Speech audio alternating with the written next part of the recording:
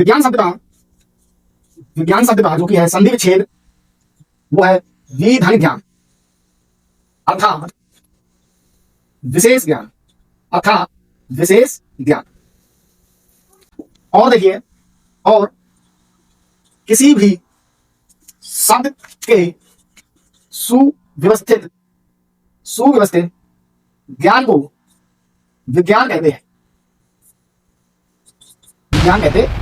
तो दोस्तों, आप लोगों ने जाना कि विज्ञान क्या है। विज्ञान शब्द का जो कि संधि विच्छेद है, विधन ज्ञान अर्थात विशेष ज्ञान, और किसी भी शब्द के सुव्यवस्थित ज्ञान को क्या कहते हैं, विज्ञान कहते हैं।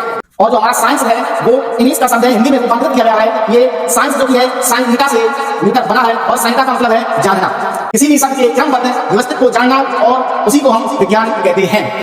हेलो माय डियर फ्रेंड्स, कैसे हैं आप सब? उम्मीद है बहुत अच्छे होंगे। आप सभी का अपने एसपी सक्सेस एकेडमी चैनल पर बहुत बहुत हार्दिक अभिनंदन है। तो आज का दोस्तों जो टॉपिक रहेगा डीएलएड फर्स्ट सेमेस्टर विज्ञान शिक्षण से, जिसमें हम लोग प्राकृतिक विज्ञान क्या उसके बारे में जानकारी देंगे। ओके, तो देखिएगा अध्याय 1 आपका क्या है, प्राकृतिक विज्ञान। ओके, प्राकृतिक विज्ञान क्या है आपका, देखिएगा मानव आदि काल से ही अपने चारों ओर घटित प्राकृतिक दृश्यों एवं घटनाओं के प्रति उत्सुक रहा है। जो कि हमारा मानव आदिकाल था, यानी कि आदिकाल में भी हम लोग क्या, वो जो अपने चारों ओर घटित प्राकृतिक दृश्य देखते हैं या देखते थे, ठीक है, जो देखते हैं एवं घटनाओं के प्रति उत्सुक रहा है। यानी कि जो अपना मानव है, उन्होंने क्या दृश्य को देखा और घटनाओं को देखने में वो बहुत उत्सुक रहा है, ठीक है।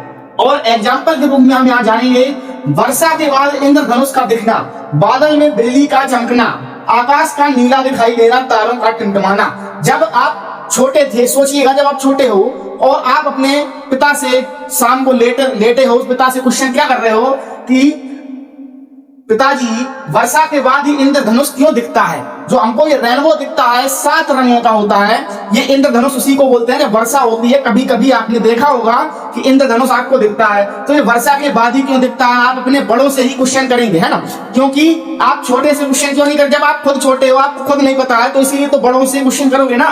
तो बादल में बिजली का चमकना, एकदम आपने देखा होगा जब बादल में बिजली तड़कती है ना, एकदम तार से, तो उसमें बिजली का चमकना जो कि लाइट होती है, वो आप किसी से पूछ रहे होगे।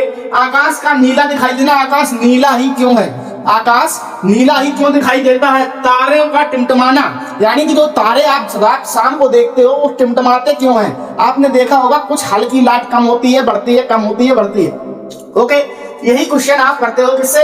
अपने बड़ों से, जिसके पास आपको पता है कि हम उस व्यक्ति से क्वेश्चन करेंगे जिससे हमको आंसर मिल सकेगा। ओके, तो यही है आपका क्या, घटनाओं के प्रति उत्सुक रहा है। जब आपका बच्चा जो कि है वो उत्सुकता बढ़ा रहा है विज्ञान के प्रति, तो आप अपने बच्चे को डराइए धमकाइए नहीं।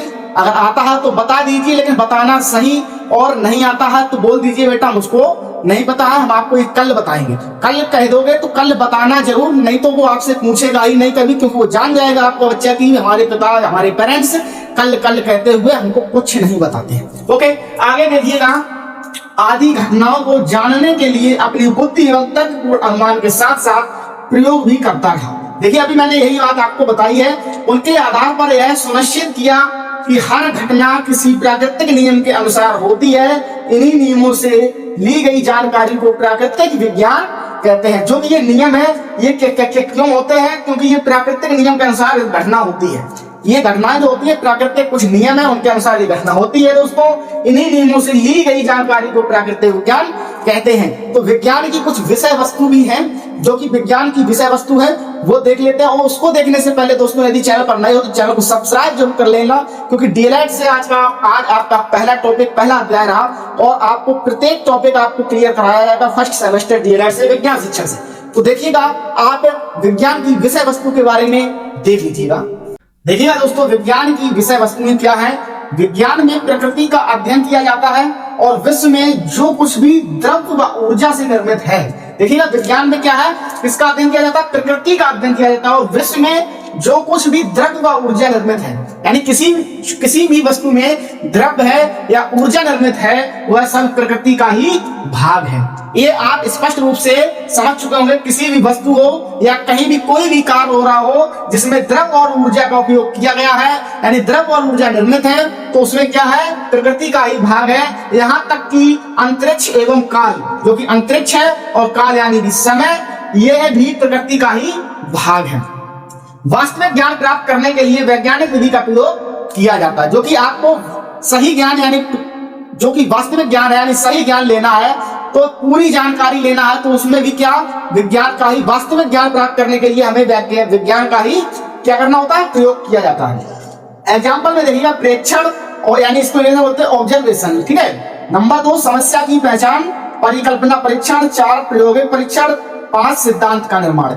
यानी कि आप परिकल्पना यानी आप कोई चीज के बारे में कल्पना कर रहे हैं, तो वो भी क्या विज्ञान से रिलेटेड है। किसी चीज की समस्या की पहचान कर रहे हैं कि इसमें सर क्या समस्या आ रही है, इस मार्कर में जो मार्कर चल नहीं रहा है अच्छे से, है ना, तो इसमें भी क्या विज्ञान की खोज कर रहे हैं क्यों नहीं चल रहा है ना। और प्रायोगिक परीक्षण यानी कि आप कोई भी परीक्षा देने जाते हैं तो आप प्रायोगिक परीक्षण होती है ना, कि आपको कितना पता है सिद्धांत का नियम या सिद्धांत का निर्माण। ओके, तो दोस्तों आज के लिए इतना ही। जय हिंद, जय भारत।